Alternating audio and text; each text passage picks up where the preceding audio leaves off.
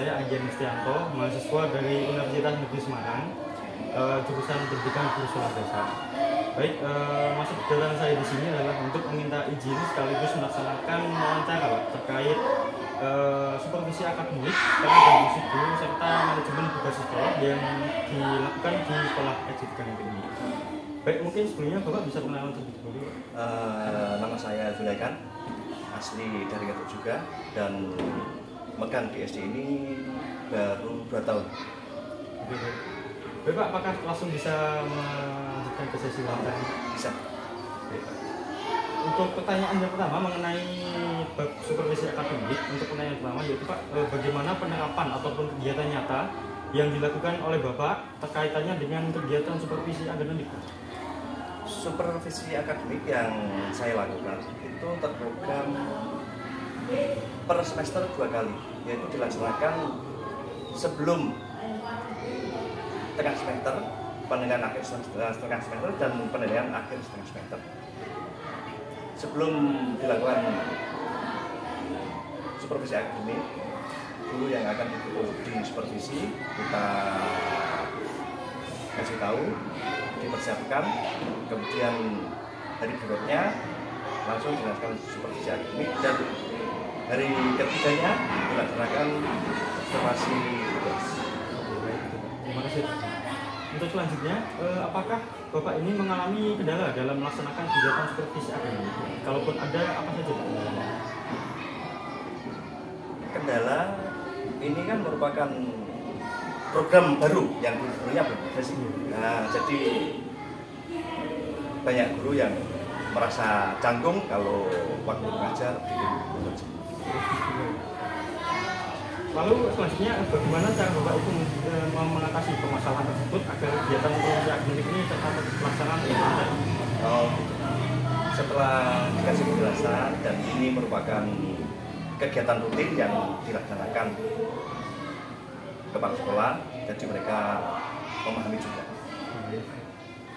Baik, dengan menerapkan supervisi akademik di sekolah SD 3 Gentuk ini, adakah manfaat yang dirasakan dalam penerapan proses manajemen sekolah yang ada di sekolah?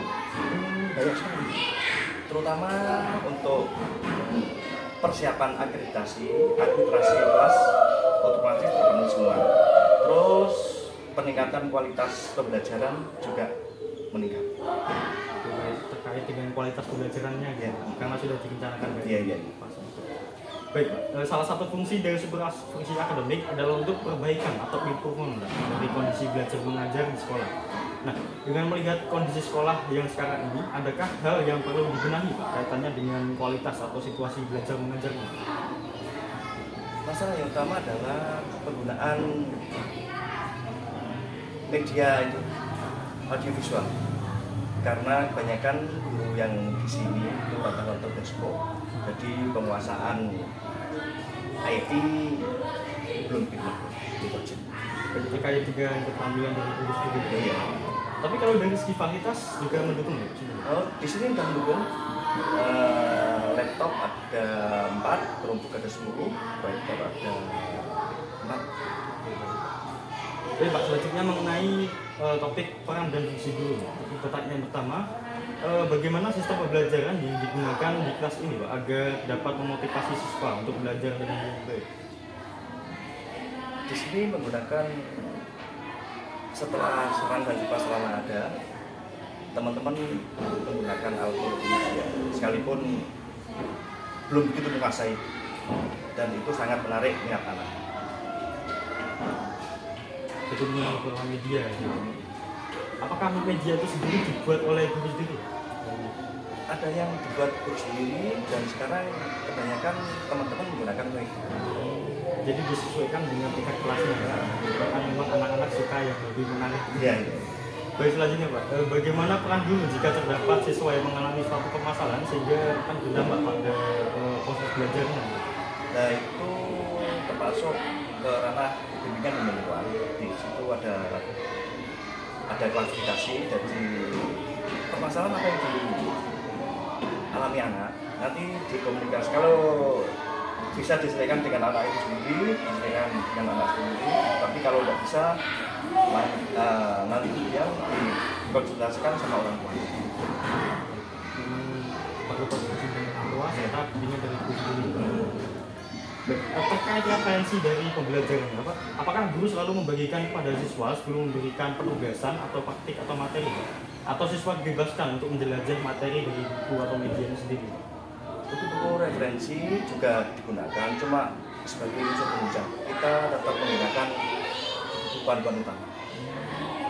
Untuk buku panduannya apakah memang langsung dari pemerintah atau sekolah ini mengadakan sendiri? Itu koordinasi dengan dinas terkait. Dinas pendidikan berarti ya. Itu masih. Untuk selanjutnya, bagaimana cara Bapak atau Ibu ini di sini mengganti pembelajaran yang tidak terlaksana pada hari-hari tertentu, misalnya ada hari besar ataupun hari perayaan tertentu kan terkadang memang tidak ada pembelajaran. Apakah ada penggantinya? Itu diambilkan di jam materi yang sama, jam pelajaran yang sama. Terus alokasi waktunya ditambahkan pada jam terakhir. Berarti memang satu hari digabung dalam beberapa materi pembelajaran. Baik, untuk pertanyaan terakhir mengenai peran dan fungsi guru, Pak. Untuk guru juga berperan sebagai mediator bagi semuanya.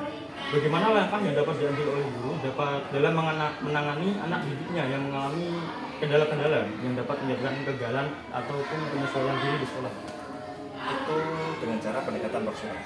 Jadi kita mengetahui permasalahan yang dialami anak, kok bisa terjadi masalah-masalah seperti itu. Jadi memang karena latar belakang siswa kan masih berbeda, menyesuaikan dengan siswa. Baik, untuk topik selanjutnya mengenai manajemen berbasis sekolah. Untuk pertanyaan yang pertama yaitu bagaimana penerapan atau pelaksanaan manajemen berbasis sekolah yang ada di sekolah ini? Di sekolah ini dengan manajemen berbasis sekolah kita lebih leluasa mengatur dan mengalokasikan dana yang kita perlukan. Kita tahu persis penggunaan untuk apa. Jadi memang dari awal sebelum tahun untuk pembelajaran sudah direncanakan dari rencana pembelajaran. Ya. Baik, ini selanjutnya apakah ada kendala Pak yang dihadapi saat pelaksanaan manajemen berbasis sekolah ini baik dari sisi internal maupun luar sekolah? Kendalanya kadang gini. Kalau kita merencanakan suatu program ekstra itu terkendala dengan biaya. Kadang kita menarik dana dari anak. Contohnya kalau mengikuti Persami, kita sekolah tidak bisa membackup langsung semua kebutuhan yang diperlukan untuk Persami. Untuk itu anak-anak diadakan bimbingan. Jadi memang tergantung dari kegiatan yang dilaksanakan tersebut. Baik, selanjutnya, bagaimana pihak sekolah mengatasi kendala yang dihadapi pada saat pelaksanaan MBS ini? Kita bekerja sama dengan komite, kendala-kendala apa yang kita alami dan kita berkonsultasi dengan komite juga untuk menangani masalah-masalah kekurangan dana. Baik Pak, apakah ada koordinasi juga dengan pihak orang tua dari siswa? Dan selalu. Nah, dari adanya penerapan manajemen berbasis sekolah tersebut, Pak, adakah dampak atau pengaruh terhadap pelaksanaan sistem manajemen sekolah maupun muridnya? Dampaknya juga baik, masalahnya yang kita rencanakan itu benar-benar terlaksana. Jadi memang harus direncanakan, harus diterapkan dengan pelaksanaan tersebut. Iya. Baik Pak, untuk pertanyaan terakhir, bagaimana bentuk evaluasi terhadap terlaksananya manajemen berbasis sekolah pada sekolah ini?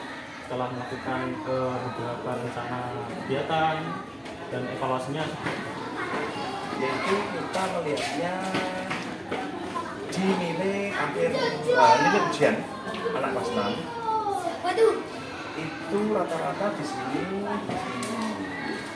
bisa masuk 10 besar dari 41 sekolah. Untuk masuk ke sekolah jenjang selanjutnya kita terkendala dengan donasi. Jadi sekolah terdekat daya tampungnya tidak memenuhi. Jadi anak-anak sebagian besar anak-anak itu masuknya ke sekolah swasta. Lalu Pak, terkait dengan kinerja guru dan staff di sini, apakah ada bentuk evaluasi juga? Itu contohnya evaluasi akademik, terus kita